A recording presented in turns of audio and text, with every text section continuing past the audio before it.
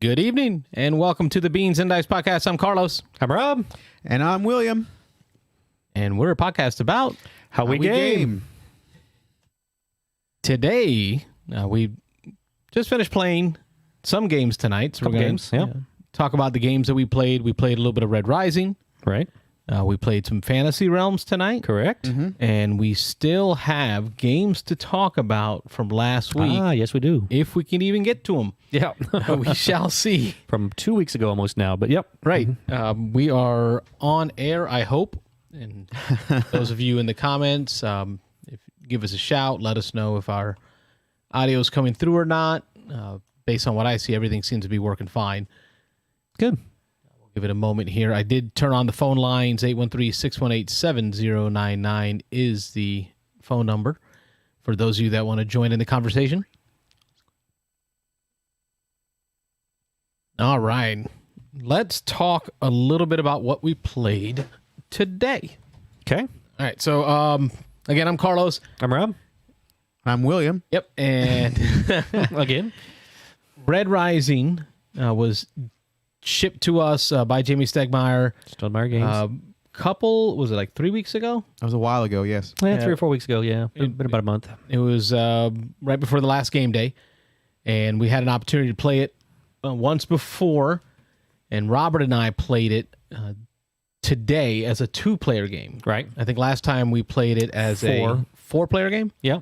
Was a little long at 4. 2 was a little better. Yep. 2 was good. Yep. 2 was fast.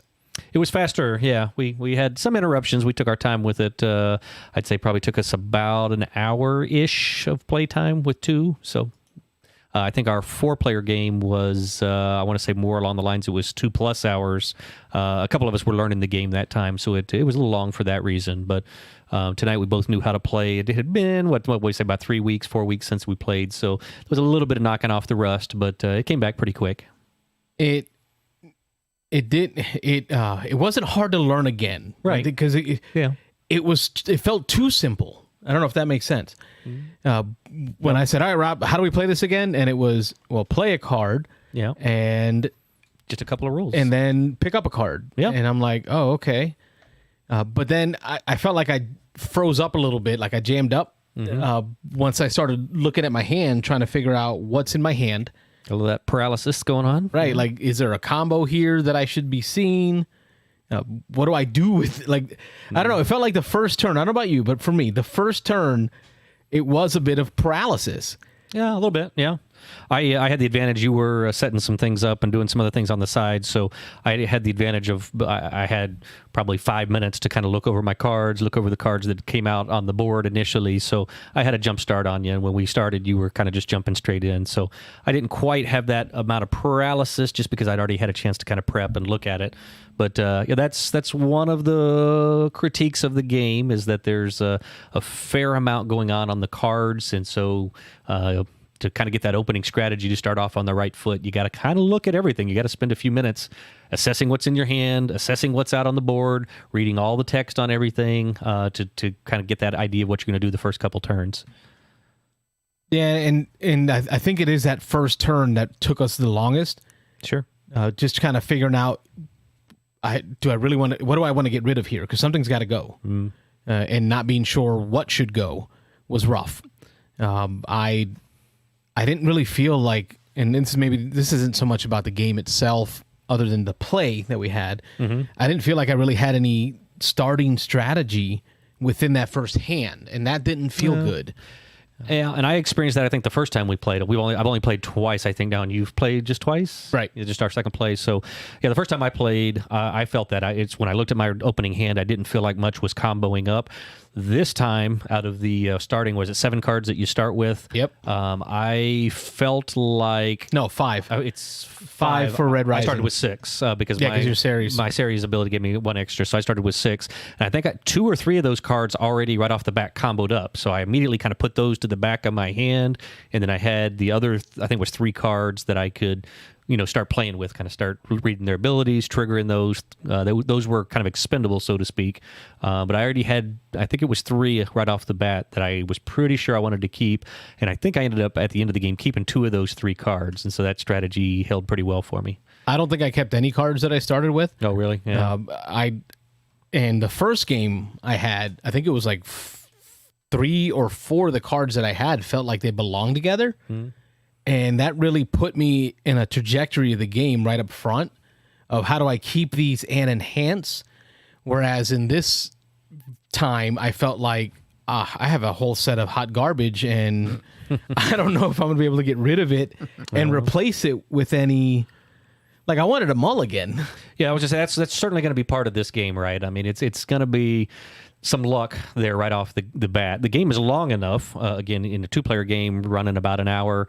A 3 or 4-player game, I mean, we're looking at 1.5 hours, 2 hours probably. You have some time to change that and to mitigate that, and hopefully with some good draws, turn a bad starting hand into better. But I feel what you're saying. It might be nice if there were some kind of mulligan, maybe mulligan a couple of cards or mulligan your whole hand right off the bat if you need to, because you do feel a little helpless if you start off with the wrong stuff and it's not comboing up.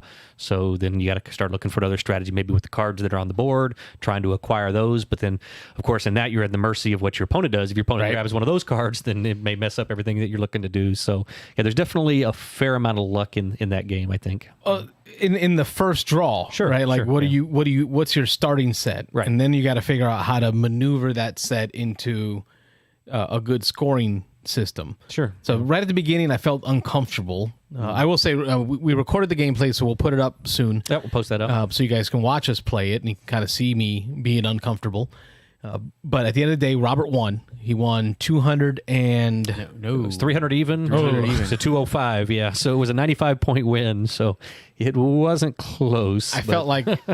in Puerto Rican dominoes, there's a saying, the person to your right is always feeding you. Yep. They're feeding you that next domino, Setting you up, yeah. right? So I felt like I was feeding Robert what he needed to win, and Played cards, and yeah. I'm watching him destroy me with my own discards, and it's like I'm just hearing all excuses. Yeah, pretty much. Yeah. that's pretty much what that yeah. is. It's excuses. And we're going to do a little critiquing here.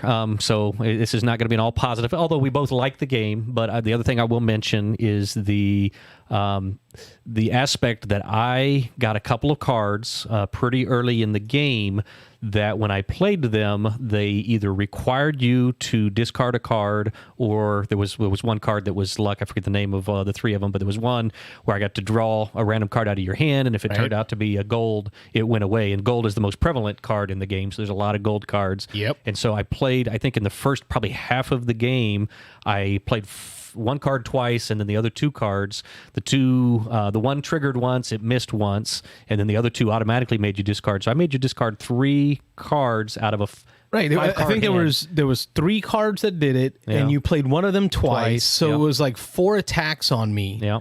That made me discard cards from my hand. I started with 5. 3 of them landed. I think one of them missed, but yeah. I ended the game with 5.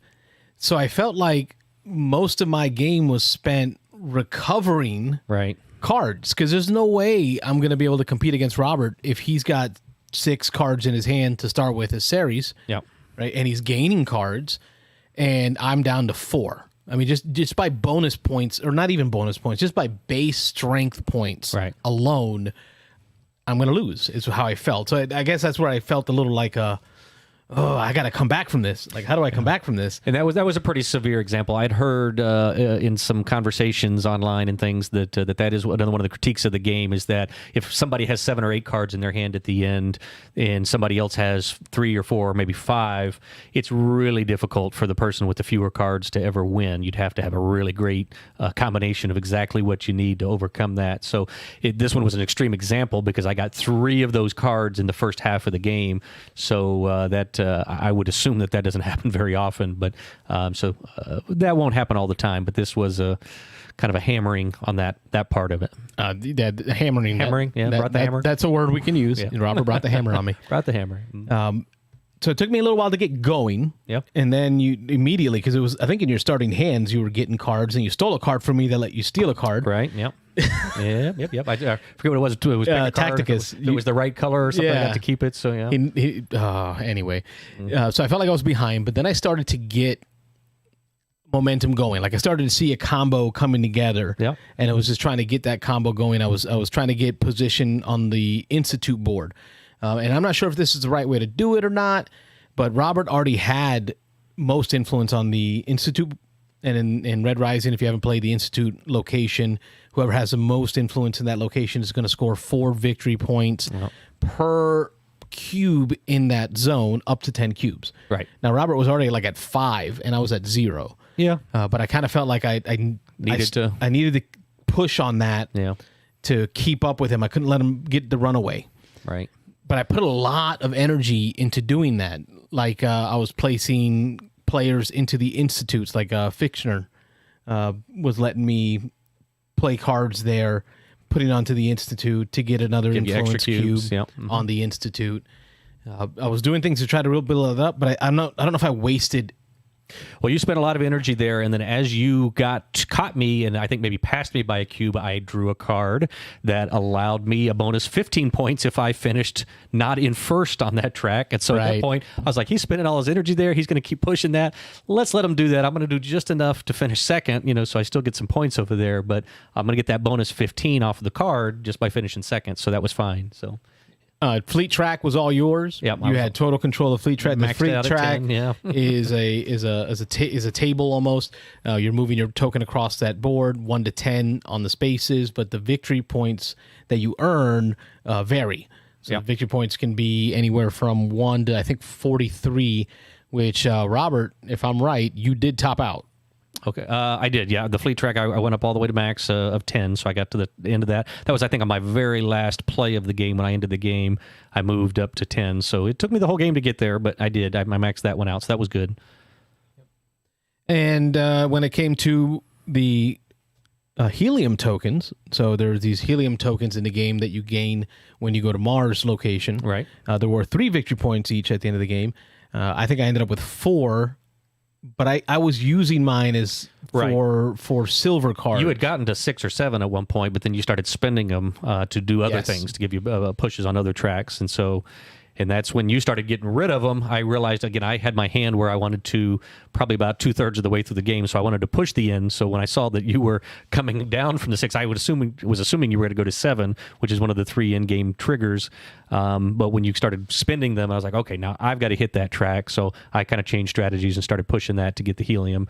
I didn't want to push the game to an end too soon because I was still working on my strategy, on my hand development. Sure. Yeah. You weren't, so it was a rough game. And that doesn't make, I wasn't sure how I felt going into the game. Yeah. While playing the game and seeing the combos that could happen and actually triggering some of these combos, that felt good. Well, I think what felt rough was just that attack being down right off the bat, right? Yes. The attacking piece, but that's going to be that. It's going to be game. That's more for you against me versus the game. That's just how you played against me. You did well. Sure, and I just took advantage of. I saw those cards in my hand early, and just figured that was my tactic. That was my way to go. But we've got a couple of comments. We want to. Go ahead. On the board there, I see. I can't. So I know Mike's there says that. There you go. You blew it up nice and big so I can see it. Says he's starting to feel that the game outstays its welcome. What do you think about that? What do you think about the game length? I don't think. Okay, so the 4-player game we played at your turn. Yeah. That was our first game. But I think there were multiple players that day that were purposefully delaying the end game because they were still building their strategy. They weren't ready. Right. They were doing things like taking your helium to prevent you from holding the 7 end game trigger required. Right. So when you have more than one player trying to slow it down, I agree with Michael on there. With Mike, it's going to slow down. Yeah, and that's, again, another thing I'd heard about the game is that you're going to have points in the game, and actually both of the games we've played, I felt like I was ready for the game to end because my hand was ready, and I felt I had kind of maximized my points versus time, that I thought I had a lead on people with the points in my hand both times we played. And so both times I spent about a third of the game kind of pushing to try to end it. Yep. And so that's kind of an odd feeling for me. Again, that's where I see where Michael's saying that it kind of outstays its welcome a little bit, because if you're on the flip side, if you're one who's not ready for it to end, then fine. I mean, that's a mechanism of the game for me. That's part going. Like I'm wanting, like I feel like I'm doing good. Yeah. Like I'm making that happen, right? So like I'm not allowing you to finish it. It's almost like a Civil War North versus South. Sure. The South is just trying to play the long game. Like, can we just make this war keep going longer? Right. And we'll win that way. Right. But if you're Mike and you're winning and you want to end it, yes, it's going to outstay its welcome. Yeah. Okay. That's a good point. And I know Will showed up late in the game, so he got to see the end of this. Is the first time you'd seen the game played? Is that right, Will? Or did you see it before? I've seen videos of it, Okay. but for you guys to play it, yeah. I'm just, for me, I'm not interested in the game, so Yeah. I didn't want to play it. That was my whole thing. Well, But then I played Fantasy Realms, and I was like, I was going to kind of segue into that. You played But- Fantasy Realms with us afterwards. exactly. So Fantasy Realms was fun, but it was fast. We played, we would have played a third game. Yeah. And if that game is anything like that, no, I'm going to play Fantasy Realms. Sorry. Yeah, it's definitely the opposite side. I mean, and again, we've talked before about Jamie Stegmaier and Stonemaier Games mentioned in the rule book for Red Rising that he's got a whole paragraph at the bottom of one of the pages that recognizes that after a play or several plays of Fantasy Realms that he really liked that idea, and he wanted to turn that. Fantasy Realms is a card game. I'll pull it up here on the BGG, but he wanted to turn that into a board game. And so he basically took the card game and he added some tracks. He added some mechanics of playing a card and picking up a card. Yeah, the deploy mechanic is awesome. I love that. And triggering those things. So yeah, it's kind of the opposite end of the spectrum. As Will said, Fantasy Realms plays in about 15 minutes. So it's quick, it's light. It's just a deck of cards, so you can take it anywhere. It really is a good game, and I never played Fantasy Realms until just a couple of months ago. Michael brought it out to one of our board game meetups, and he pulled it out as just a little filler game. And I know he's talked about it for a while. He really likes the game, and I see why he likes it. There is a lot of luck in Fantasy Realms. That opening draw again can, in a 15-minute game, can completely destroy you if you don't get a good opening draw and some cards that start pairing up quick. You really have no chance to win. The flip side of that, the game is 15 minutes. If you get a bad draw, you just play the 15 minutes out. You reset it, shuffle the cards, and deal it, and do it again. So, well, in the Fantasy Realms for Red Rising. Fantasy Realms is the basis, like the beginning, the foundation. Right. Of where Red Rising begins. And you can clearly see that. Yes, you definitely see that in there. But it's almost like, I think I said it earlier, it's like Dominion to Clank, right? Dominion is a deck building mechanism. That's it. Yeah. Right? Other games have taken the mechanism and turned it into a deeper gamer's game. Yeah, for sure. Right? Yep. Really kind of took it out of that entry level world into the deeper world. Right. So just because I'm playing, I don't know, Undaunted Normandy, which is a deck building war game, right? Using deck building mechanisms doesn't mean I won't want to ever play Dominion again. Right. It's a different experience, completely different thing, even though they have some similarities and one is kind of built on top on the back of the other one. But they are, it's definitely a more Red Rising takes Fantasy Realms and it adds layers like an onion. Like a parfait. Yeah, like a parfait. More like a parfait than an onion, but yeah. So it adds those layers, but yeah. The layers that are added to this game, I like. I like when he told us, when Jamie called in, one of the first times he called in, and he talked to us about the game before it came out, and he talked about how you play a card and it does something. Yeah. And then you pull a card from a different area and it does something else. That's deep to me. That's strategy. That's like long game thinking. Yeah, for sure. Right. And I think that's where a lot of my game is lost while playing it is maybe I'm playing the card I want to play, right? And that's going to help me do, because it's easy. It's been in my hand the whole time. Sure. But then where I pull a card from, and I think I mentioned it to you, Rob, in the game, and folks at home, tell me what you think of this. the two games of area control with the institutes, the helium control, The fleet track. and the fleet track, and the second part of the game, which is the hand set collection of characters, don't work together great. Right. Right, because like cards that you want to add to your hand are not going to be in the areas that you want to trigger on the board. Right. So like I need to get some helium, but the card that's available to pull in the place that gives me the helium is a card that gives me negative points. Right. Yeah. And it was unique to this game. Again, another unique thing in the two games we played, there's been some pretty drastic differences. In this one, right off the bat, I had cards that allowed me to eliminate cards off the main board. And so you commented right at the beginning, just a couple hands in, that I think at one point we only had two face-up cards on the whole board to be able to pull from. So it really limited the options of which tracks you could push, where you could put things down, where you could pick things up from. So that was kind of just a fun thing. I saw that possibility to eliminate a bunch of cards, although it did got me a bunch of points on the influence track. No, you took control of the board. You controlled, because not only does it, the fact that Robert cleared the board of cards meant that I had less cards as options. Limited choices, right? And he dictated which two areas I could go to. Right. So effectively, I was limited to increasing influence on the Institute. Right. Or I think it was Mars. Which I'm already getting helium every time I get the lunar token. Yeah. Which helped push the end game because you had to keep pushing those two tracks early on. And I had my hand set fairly early on, so I wanted you to push those two tracks. So, yeah, it really kind of just fell in my favor that way. Now you whooped me. Yeah. Diego's got a question on the board. How would you change the game to make it better? Good question. Diego, what I think the game could do better is have less cards. I was going to say the same thing. Or some way to cycle through the cards in bigger chunks. There is the ability, instead of taking a card off the board, you can take a card off the top of the deck and play it out somewhere and then just push the track or do the thing that area allows you to do. But when there's 120 cards, especially in a two-player game, we didn't experience this so much in a four-player game. In a four-player game, you're going through those cards more quickly. Even though in a four-player game, I feel like we only went about 2/3 of the way through the deck. But in the two-player game, it was really we really didn't see a whole lot of cards. And even if you're doing the disadvantage to just taking a card and placing it is now you're bringing a new card into the game that maybe is something I'm looking for and I've been waiting for. You don't have the opportunity to keep it because you're taking it off and you're having to play it in an area.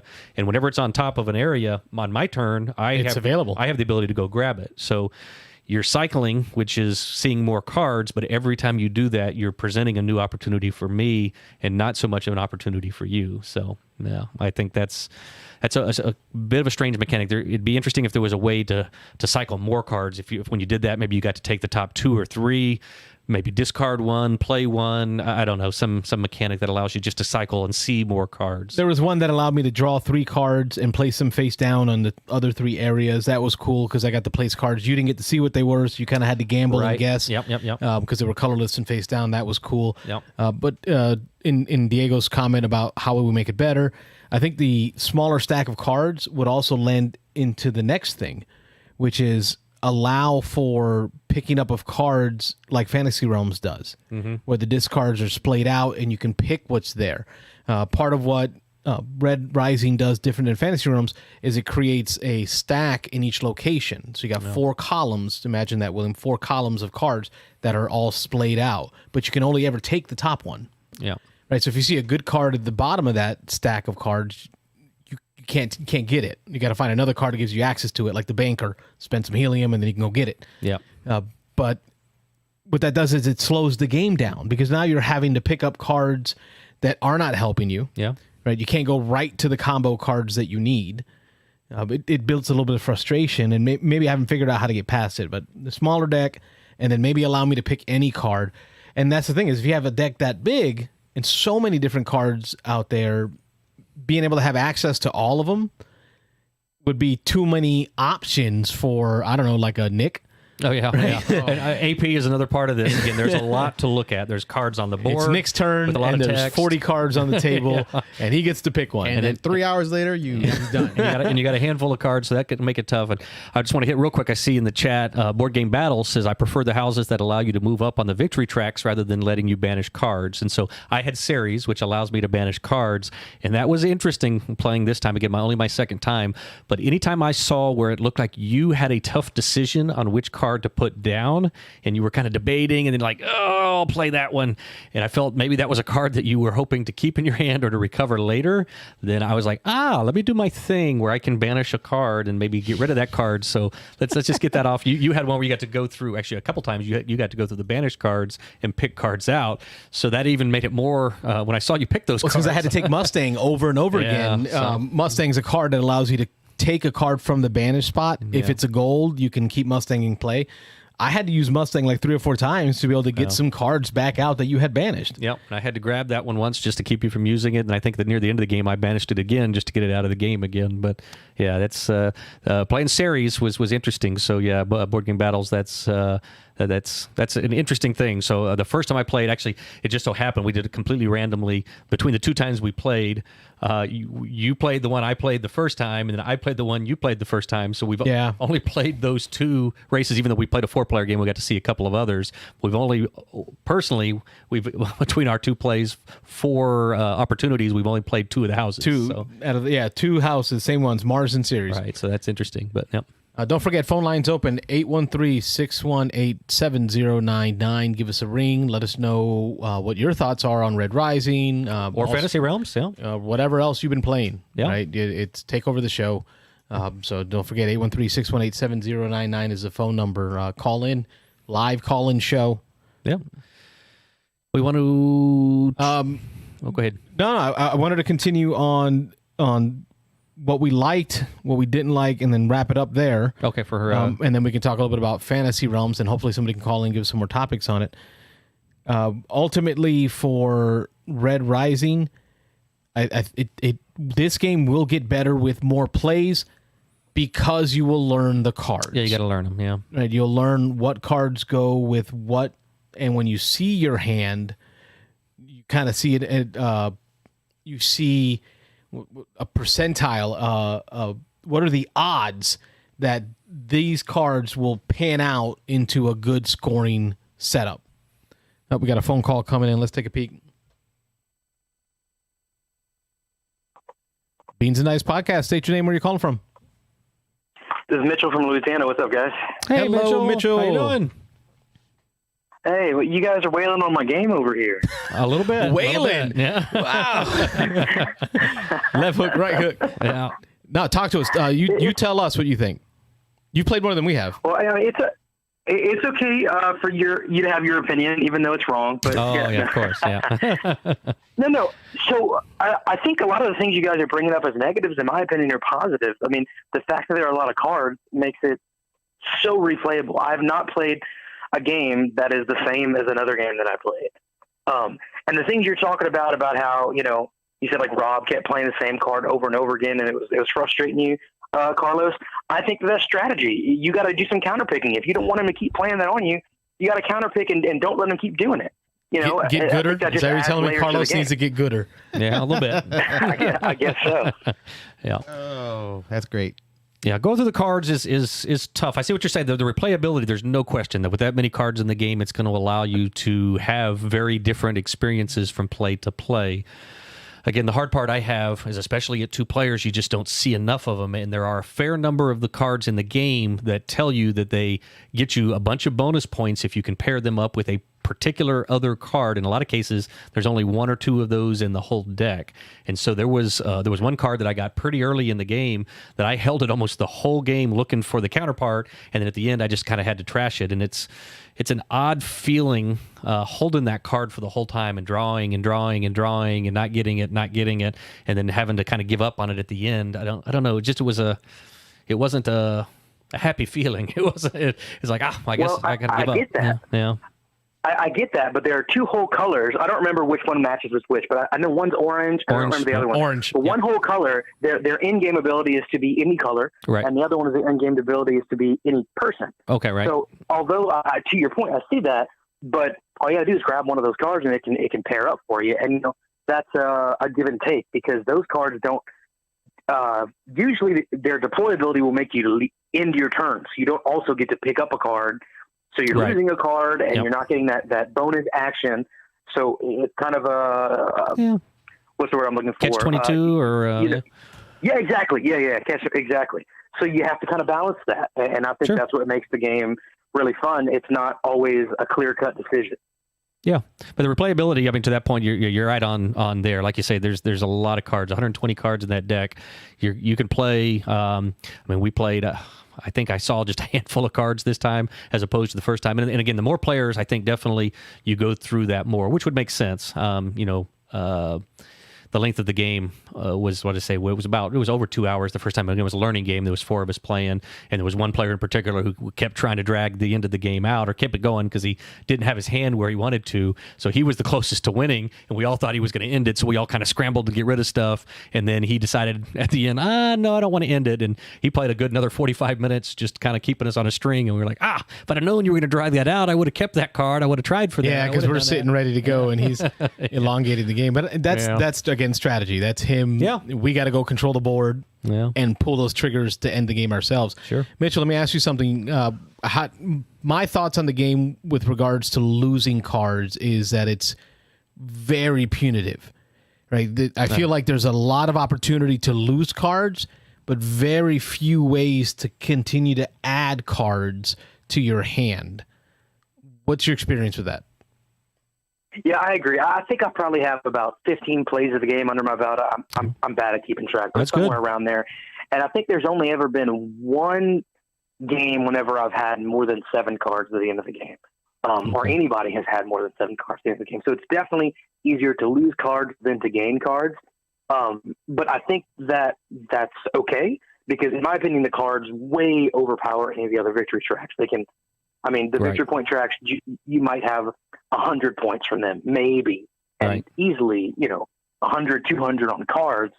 I say easily, but easily, more than half from the cards, Sure. And so I think it needs to be punitive, kind of like I said a while ago, the give and take. That, okay, if you're doing this to lose a card, then you better really want to do that action. And now earlier you guys were saying about how Rob kept stealing cards from you, Carlos. Well, you got to have some defenses there. They have those white cards that block. I think we only saw one white card the whole game. White card come out our whole game. We only had one violet card come out the whole game. I found the second one. Oh, did you find it at the very end? I guess it's just bad luck, especially in a 2-player game, like you said. But for me, an ideal game, I would say, is around 3. Like you guys said, 4 can go a little bit long. Sure. It's not super long, but for the mechanics of the game, I think it needs to be a little bit more short and sweet. Agreed. But 2, you don't see quite enough. So 3 is that nice happy medium for me. You see a good bit of the cards, and you have, like we've talked about before, control over the end of the game if need be. Yes. And we haven't played 3 yet, so that's something we'll have to experience, because now we've played 4, we've played 2. We'll get a 3-player game in for sure. Yeah, William to one day give in. Yeah, we'll play with us. Yeah. I have another question for you guys. So, do you, from the beginning, focus on both victory point tracks and hand, or do you do it the other way, or is it at the end that you start looking at your hand, or that you switch gears? How do you guys look at it? I'm doing it all along. I got a quick answer on that, so I know you're thinking a little bit, but for me, it's definitely both. Like I say, the first game I played, my hand was kind of garbage, and so in that one, I was just trying to throw away things. I was trying to find things on the board that I could start pairing up, but I was thinking about that from the very beginning. In this second game, my hand set a very clear strategy. Like I say, I started with 6 cards, which is one more than normal, but because of Ceres, but I got, I think, 3 of those 6 comboed up nicely right off the bat. So those 3 I kind of moved to the back of my hand. I didn't even have to worry about those. The other 3 cards were my ones to kind of play with, to trigger things, to move tracks. And then one of my cards right off the bat gave me victory bonus points for the fleet track. And so again, that kind of set my strategy. It's like that was one of the 3 that I wanted to keep, and it also gave me bonuses for being high on the fleet track, even though at the end of the game I threw it to you and you picked it up and kept it, which was fine at that point. I felt I had enough other points, so it was worth the risk of putting it out there. I would have tried to grab it back because it would have given me even more if I'd have kept it, but it was worth the sacrifice. But yeah, right off the bat, I'm definitely looking at a balance of the 2 in my initial strategy. But See, I mess up because I'm focused on trying to build the right hand, and then it becomes, all right, how do I close this game? okay, if you're not moving the tracks, yeah. Right, which is, I think, a bad strategy. What do you For do? me, my goal pretty much, and I've told you guys before, I'm a person who likes to accelerate the game. My goal is every turn to move up on 2 of the 3 victory point tracks. No. So 1 with a card I play and 1 with a card I pick up. Yeah. And then in the latter portion of the game, whenever I know it's about to wrap up, then I'm saying, okay, I need to get my final hand ready. Because in my opinion, if you are looking at trying to get your hand from the very beginning of the game, it paralyzes you. I said this in the comments earlier, because you're like, okay, I don't want to play this card, and so it limits your options.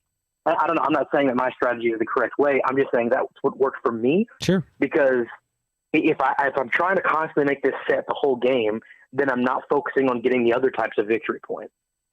Right. And that's where, like I say, in mine, again, especially the second game, having 3 cards that kind of right off the bat paired up nicely, I could kind of put those 3 away. I still always, in this game, you're going to need some cards that you can kind of play with. And so that's where I kind of took the 3 that were kind of locked in for their points. They may not have been huge amount of points, but it's like, all right, these 3 already combo up. They're going to get the foundation of your strategy. Exactly. I was going to say, they give me a good base to kind of start working off of. I know I've got some points sealed up hand-wise, and then if I can add something, if one of them gives me points for a color or something, then I can kind of look for those as I go. Or there was one, again, that I was looking for a violet the whole game, and it just didn't come up to the very, very end. But I think I'm with Mitchell on this one. Mitchell, that I think you've got a point in this, in that and for you terraforming Mars players, when he says push up on 2 tracks, that would be like a guy, a player moving up on the oxygen track and the temperature track, like in one shot. Well, with 1 card play, right? So that's what he's trying to do every turn. Sure. To get to the end game. Smart, yeah. If you're doing that against a player like Robert Mitchell, you're really going to get in his head, because he's going to feel the pressure of the clock, right? And he's going to know he's only got so many hands to be able to get his strategy right. And that's going to make him maybe make some mistakes in his decisions or pick a less optimal path. Possibly. I'd say it's also going to be dictated a lot by the cards, though, because like in that first game we played, the people had cards that I was really pushing that helium track, and because I think in that game I had locked in on the influence pretty early. Me and Dan were racing up, and we locked in the influence right off the bat, and then I really started pushing the helium with my house ability, with the Mars ability, being able to take the token and getting the extra helium. But then I think 2 of you had cards that were, one of you was stealing helium from me, and then one was causing, I think Dan or somebody was causing me to burn helium. So y'all were fighting me off that way, which is really what got me frustrated in that game. So again, it is dependent on what cards you get, because if somebody's racing up a track but you can keep playing cards to penalize them on that track, then that it's got to be frustrating to that person. So yeah.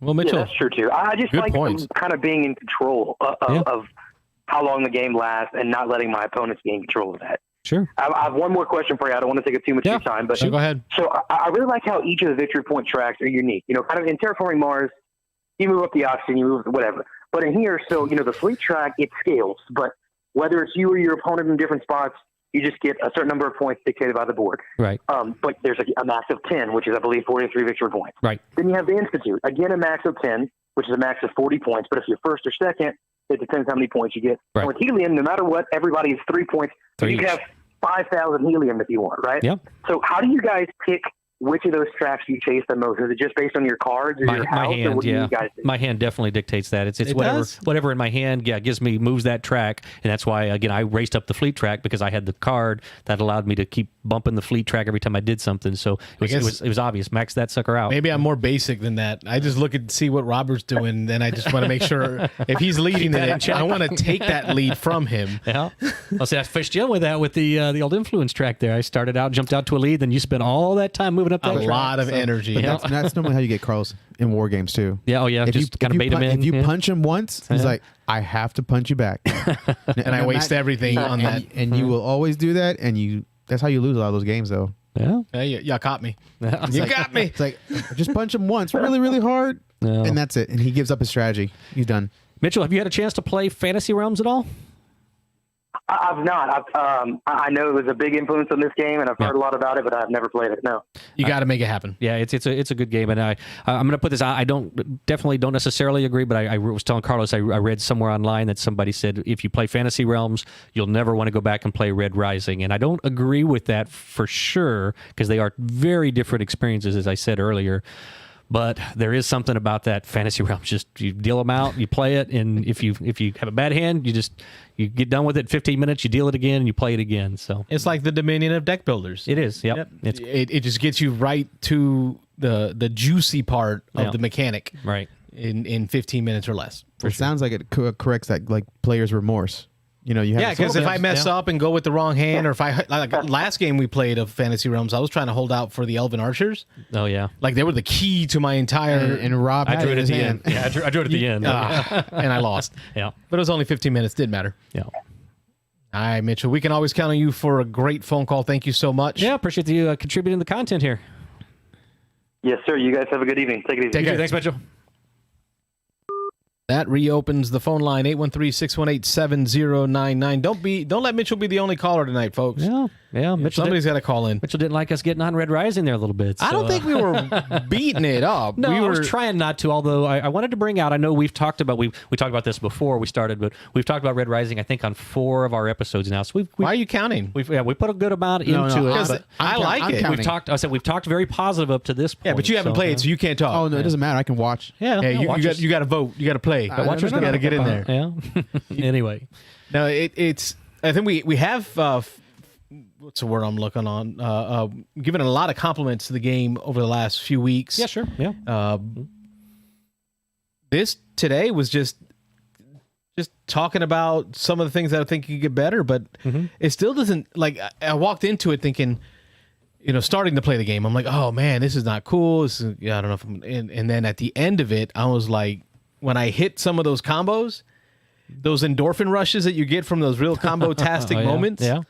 I think it is what made me say this is still a good game. But yeah, keeps Right? you coming back. You get good feelings, even if you don't win. You get to do something cool. Yeah, and with Fantasy Realms, you get a little bit of that. It's not as deep, though. You don't get those. It seems like the combos in Red Rising are a little more satisfying, and it's probably because you spend more time finding that perfect card and pulling that out. Playing So, it, yeah. dropping that deploy action will let you Yeah. do one other thing, right? Then Yeah. pulling a card from another area that lets you pull from a different location, and boom, you change the whole state of the game. Yeah, definitely a heavier gamer-y game than Fantasy Realms, but they both have their place. I mean, very different experiences. Yeah. Fantasy Realms is a was it WizKids? It's a WizKids production. Yes, WizKids. We'll talk a little bit about Fantasy Realms, unless you folks want to interrupt us. 813-618-7099. Please save us. Save us.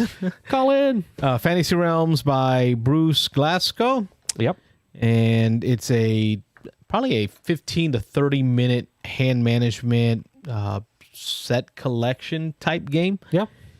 But it does it in I think it's like 50 cards or 40 cards in the deck. 53, I think. 53. Okay. Yep. It Suggests it's about like 20 minutes for gameplay. It says 20 minutes, 3 to 6 players. Here's on BGG. It says best at 2 to 3 players. So I think I'd agree with that. I don't know if I'd love it at 2, but 3 or 4 I think is the sweet spot for me because you get some interaction. I guess the one thing with more players is that the game can end more abruptly with you having a chance to get that last grab, that last card. Because if a couple people play cards ahead of you, this game is triggered. The end of it's triggered by the 10th card coming face up, and so somebody can accelerate that by you can either pick up a card that's been discarded and put it in your hand, or you can draw off the top of the deck, and then at the end of your turn you have to discard. So as soon as that 10th card comes out face up, the game ends immediately. You don't play out the round or anything like that. It ends immediately and you score. So the ending in this one is a lot more abrupt. I had several times where I was like, oh, I might need one more. And then, oh, nope, Carlos threw that 10th card up. It's done. So I got what I got. So let's just score it. But the only way to manage the timing of the game is by drawing cards that are already in the discard pile. yeah. Because the discard pile is splayed out all across the table. All cards in the discard pile are eligible to be picked up. Right. But once you get to 10 cards in the discard pile, the game ends. So the only way to keep the game going is by picking up a card in the discard pile and then discarding a card. Whether they help you or not. Sometimes you're taking cards that don't particularly help you, but you're just taking them just to kind of keep the game going. So pick it up, discard it. That way you're not adding more cards to the economy of the game. Right. The cards come in suits, so it's almost like the colors of Red Rising. There's artifacts, flames. There's about 12 different ones. Beast, Suits, armies, leaders, wizards. Yeah. Right. So it's like, I think, like 12 different suits in weapons, the game. Weather. There's all kinds of flames, weather, water. Each card in the suit has a base points value that it's going to give you. But then the majority of cards have bonuses at the bottom of the card, like in Red Rising, that give you extra points if they're with something, or they penalize you if they're with something they don't want to be with. This game does a great job of theming those connections. So if you're not a Red Rising fiction fan, you may not understand why Servo needs to be with the Howlers, right? You don't get that connection. Sure. Yeah. But in fantasy realms, it's simple, right? The armies want to have a warship because having a warship removes all of the penalties for floods, right? Because you got your army on a boat. Yeah. I mean, that's pretty cool. Smoke is not going to give you any points unless you have it with fire. Right? You want them together. Mountain, the fog card is going to give you a bunch of points if you got mountains and smoke, right? You get all kinds of bonus points. So the way they theme them up, I think, is so much more intuitive, so much simpler, because you don't have to be a fiction fan of Red Rising to enjoy the connections of Fantasy Realms. That's what I liked about Fantasy Realms. All right, just kind of flipping through the pictures here on BGG. The game was originally, I believe, in German, so a lot of these images that are coming up here is the German version, although the art and everything is the same. There we go, back to the art here. It's all the same, but yeah, you get a feel here. And again, it's real simple mechanic. Either you're drawing off, on your turn, you draw off the top of the deck, so you get a new card kind of blind, or you can pick up a card that's already been discarded. The discards don't go in a stack. Uh-oh, here we go. Oh, got a call now. Beans and Dice Podcast. State your name and where you're calling from. Hey, it's Aaron calling from Columbus, Ohio. Hey, Aaron. How you doing? How's it going? I'm good. How are you guys? We are well. We just finished a game of Red Rising and a couple of games of Fantasy Realms. You tell us, what's your topic for us? Yeah, I just wanted to come in and hop in. I don't know if I have too much to add because I've listened to a little bit of what you guys were talking about tonight, but I did want to kind of hit on that point. I might have been Rob that Rob made on. I don't know if I would necessarily say like that Fantasy Realms is the better option. I understand. I think they both have their place, right? And I think some of the criticisms of Red Rising are valid, with there being too many cards and it being hard to get what maybe you're looking for, especially with those colors. It's just a little too big of a deck. But I think Fantasy Realms, on the flip side, it could just end too soon. And that feels a little frustrating sometimes too. Like you just didn't have the time to do what you needed to do. So sure. I think they both have their place, right? I'm actually really excited that Red Rising exists to give Fantasy Realms just a little bit more game there. Like there's just, you're making a very quick kind of guess of strategy with Fantasy Realms, but now with Red Rising, there's a little bit more there. And I think maybe as people play it a little bit more, I think they'll see a little bit more of that. So, yeah, I thought I saw Fantasy Realms like jumping up to the hotness on BGG recently. Like I saw a lot more activity with Fantasy Realms on the BGG lately. Yeah, I'm sure there's been some discussion, and I'm sure it's again, a lot of it's been prompted by Red Rising. I've heard a lot about it online now. Yeah, and I guess I didn't realize this until I think I don't know where I heard it from, maybe the Dice Tower on their news last week or something, but apparently it came out in Germany too. Right. It got nominated for the Spiel. So I think that's a big part of it. Like it's just getting tons of buzz. So if nothing else, Jamie with Red Rising has brought Fantasy Realms to the forefront and Red Rising books. Oh yeah. Some other people are are benefiting from the game coming out too. No, I bought the book and read through the first one real quick because of the Red Rising board game. So it definitely there's a bubbling out of that synergy. Yeah. Yeah. Other economies. He's as in Scythe, he's taking a recruit, which is helping everyone else out. Something like that. You put it in board game terms. Yeah. You know, whenever you take a mech, I get a coin. Yeah, but I agree. Like you say, I made the comment earlier that they are very different experiences, and so it's almost unfair to compare the two. I mean, one takes very much on the back of the other. I mean, Red Rising is and again, Jamie Stegmaier acknowledges that even in the rule book with a pretty hefty little paragraph that he wrote in there about this being inspired by his plays of Fantasy Realms, and it's clear, that comes from that. The whole card and deck building part of it comes from Fantasy Realms, but you're right. I mean, he's added so much more to think about, so many more levels, and again, lack of a better term, it makes it more of a gamer's game. Yes. He's definitely added a couple of extra layers of complexity. There's some tracks now that you got to be concerned with. There's area control. Yeah, and you got different ways to get those points. You got like was mentioned before on the fleet track. Those points kind of get exponentially more. You've got just the helium that you can take that's guaranteed 3 points every time you grab one. You've got the area control over there with the influence track. So I mean, it definitely gives you a lot more to think about. So it's just whatever experience you're looking for. If you're looking for a good, fairly meaty sit down version of Fantasy Realms, then Red Rising is definitely your game. No, good point, Aaron. Yeah, Thank you. And thanks for not letting Mitchell be the only caller. Yeah, for sure. Yeah. What- I wanted to hop in here. What have you been playing?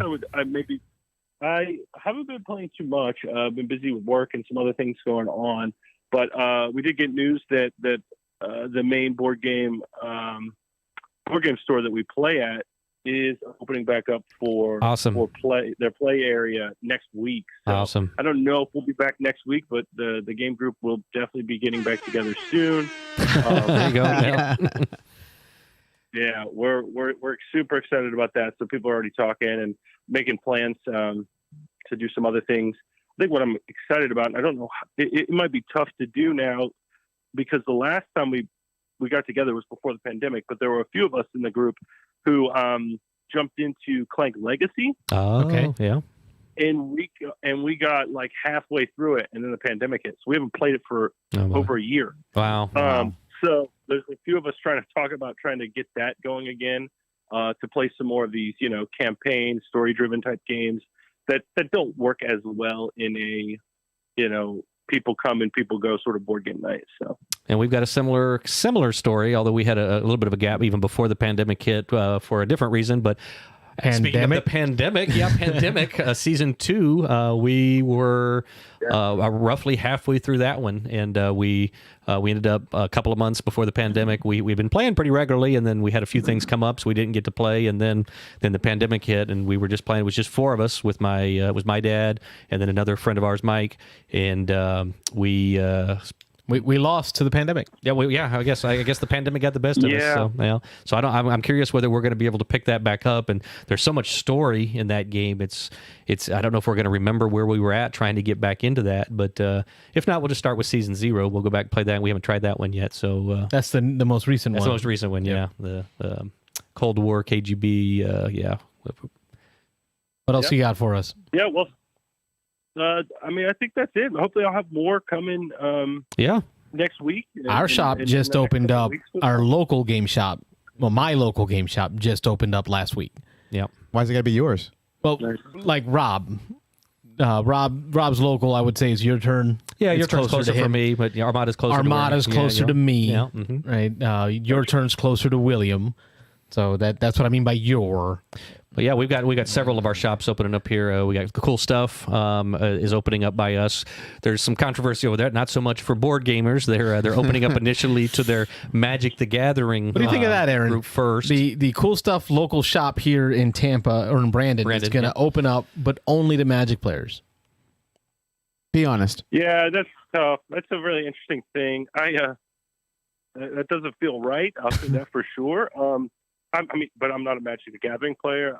I guess, it's interesting. It actually falls in line with, I'm not sure you guys follow or pay attention to Covenant, out of Tulsa, Oklahoma. Oh yeah, Yeah. for sure. Yep. They got a really good podcast that talks about a lot of that business stuff. Yeah. And they've been talking about that a lot lately. Just like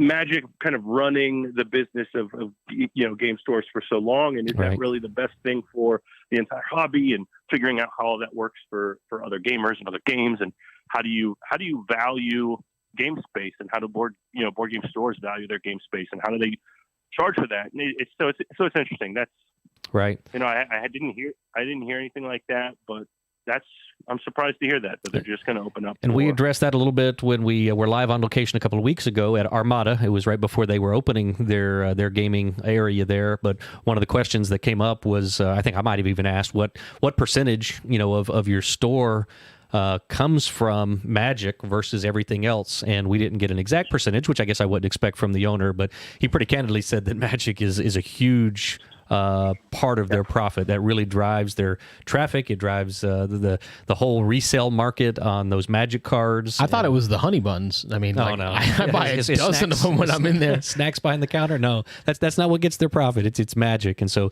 he admitted they've opened to all players, to board gamers and Magic there.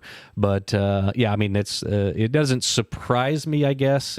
But see, it changes my point of view. It really solidifies me on I will buy from my local FLGS, because at this point currently, I used to buy a lot from Cool Stuff.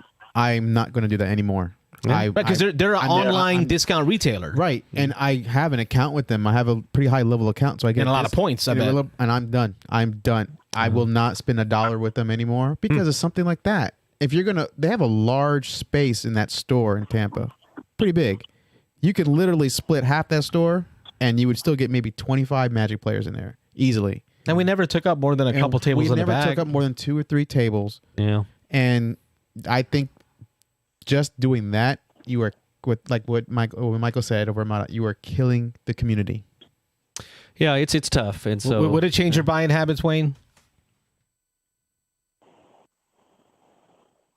I'm sorry, Aaron. Because Wayne's on. I'm chatting with Wayne on the board. Aaron, would it change your buying habits? Oh yeah, I mean, I've always. So Columbus has got a pretty good board game kind of community. We've got 2 stores that I try and support. One is a little bit discounted on like MSRP. So I was living closer to that one when I first came to Columbus, so that became my regular store. But honestly, it's definitely like its play space is definitely way more set up for the Magic the Gathering players, war gamers, those sort of things. So the facility we play at, the store we play at, is much more open to board gaming. Now they do they have X-Wing and stuff there, and I think they still have a Magic night, but it's definitely a space that we feel like really welcome in. It's such a nice, inviting space. It's clean.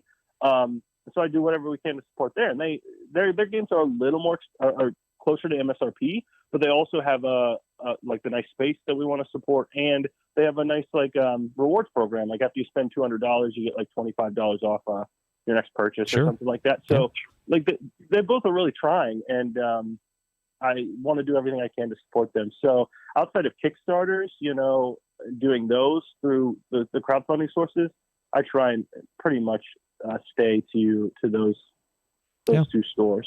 So great topics, man. We appreciate your phone call. Wish you the best on your opening day for game day for y'all, and I look forward to hearing. Yeah, definitely report back to us. Tell us how it y'all goes. are playing some cool games up there. I mean, my trip to Columbus was amazing, and when you're talking about the stores, I went to a few up there. They were all gorgeous. So keep reporting in, man. Will do. Looking forward to reporting back. Thanks Have a good night. Thanks for calling. Have a good night. That was Aaron from Columbus. Will, look like you had something you wanted to say? Or? Oh, no. That was my hot topic. Okay. I mean, the miniature market thing? Or the cool stuff. Cool stuff. I'm sorry, cool stuff. Cool stuff, yeah. Mm-hmm. I played Magic back when it first came out. I was a Magic player. I stopped it because it was expensive. And, being a kid and not having a job, that's kind of hard to have that kind of hobby. So, but as you grow up, you play other games. Yes, keep Magic in stores. I'm not saying you don't, but realize that you also have, like you said, other people. You have a community of gamers. Bring them in. Do not exclude them out just because you're basically in it for cash grab at that point. You are not. I'm not a Magic the Gathering gamer. Right. That's not my thing. But at the last game day, I talked to, I believe it was Ryan, if I'm right. And he was talking about how he used to play Magic. Yep. And how he's wanting to get into Commander. He was telling me about Commander, right? Which is supposed to be like the lighter, funner version of Magic. So when I went to Armada today to pick up, actually what I'm going to have Will hand me here in a moment, I was looking at the Commander decks. Like that is something that I might get into. Because if it's a lighter, not a keep up with the best cards. Buying your way to a championship, I'm down for that because Magic is a great game. It's a great mechanisms, great rule set, great theme, beautiful artwork. Yeah, but I wouldn't know that if I wasn't exposed to other gamers. So if you crop out a majority of a different type of gamer from your area, how are they going to cross pollinate? Sure. Yeah. So that's a great point, Will. So basically, they could have gotten another Magic player right out of you. But now they can't. I'll go to Armada. So that was an hour. That was fast. Yeah. I wanted Will to show his box. I got some stuff I wanted to show off, quick, but Will got something I wanted to show off. And we're gonna sneak over there and grab it. Camera, Let him go grab it. Yeah, you might want to make some room on this table here. Don't break the table. So we're not going to do anything with it tonight, but we will do something. Show it real quick. Don't trip. I got lots of wires everywhere, bro. Wires trying to get over here. Oh, look at that goes beast. There. Second edition. Wow. Which camera can we get it on? Camera 2 over here. Go. Okay, there My you go. God, things makes a loud noise just hitting the table. Yeah. So what is this, William? Show the back. I don't know if you'll be able to see. Looks like lots of plastic. It's got plastic for the characters, lots of dice. I can tell you that. There's lots of dice. Lots of dice. That's what makes it heavy. It is a worker placement, resource management, kind of like a social deduction game. So it's cooperative in the very beginning of the game until possibly someone becomes. It's basically based off the movie The Thing, but not with Yeah, not the exact IP. Didn't get the license. Yeah. Right. So it hits all those marks for me. It's got the dice, the going into using the minis, obviously the cards, beautiful artwork in the game. It says 3 to 6 players, ages 14 and up, 110 minutes. You're looking about 2 hours. Yeah. Mm-hmm. Okay, well, not too bad. What I did like, this is obviously Kickstarter. What I did like is they made it to where, and I think Mohammed was talking about this, and they were smart. They went in to put all the expansions in one box. Oh, okay. Instead of giving you multiple boxes. That's cool. Of things for this one. So it says second edition. Were there expansions before? They were character expansions in the first. So and that's what's in here, right? Like they just built in. They just put it all like a big in there. box. Yeah. Exactly. Okay. But it went out of print really fast. So and then I heard about it, and you couldn't get a copy. So then they redid it as a Kickstarter, and they just Was all the artwork and everything exactly the same as the first edition? Do you know? They revamped some of it. Yes. Okay. So and they went ahead and they changed the quality of the components. Okay, maybe some rules streamlining. Yes, they did any of the questions they had from the first game. This is like The Thing. FAQs. I mean, it's let me read this back of the box here. Far out in Antarctica, a shape-shifting alien was found frozen in the ice. Your excavation team has brought it back to camp for study, but after escaping the ice, it has other plans in mind. Now, disaster has fallen over your camp, and that thing... Oh, I like that. Yeah. You see how they not copyrighted. That thing is out there somewhere. You and your teammates must work together to survive. You'll build weapons and other items to protect yourselves as you search for the helicopter bonuses necessary to help you escape your frigid nightmare. Everyone begins the game as humans, but the more encounters you have with the thing, the more likely it is that someone will become infected. Be wary. It's hard to take orders from a leader you don't trust. First aid from a vulnerable doctor or food from a suspicious cook. Nice. So we got that. It literally is like the Thing movie. Right. Semi-cooperative, maybe somebody turning into a traitor halfway through. Well, I mean, it's pretty much knowledge if you have an encounter with a thing. So it's what do you do after that person after they've had that encounter? Sure. Yeah. Kill him. Yeah. You take no chances. Yeah. But what if they're the cook? I'll figure out how to make some I can ramen. feed myself. Yeah, eat some I mean, snow or something. Look at me, bro. I can afford to live off the land for a little while. A little while. Yeah. Cool. Well, William's got this one in, so this is on our list to I think it'd be bust good. out the components, Yeah. share the components of what's in here, and then get a game in and get you guys a report on this one, because I know that William's been excited about getting this one to the table. I know we got a game day coming up, second Saturday game day, but summer is here. Yes, thank you. And I know you work for the county, the school board for Hillsborough County. My wife works for Hillsborough County. Robert's wife, Pasco County. works for Pasco County in the teaching stuff. Yeah. So we all will have more time, Sure. because your wife's also a teacher, William.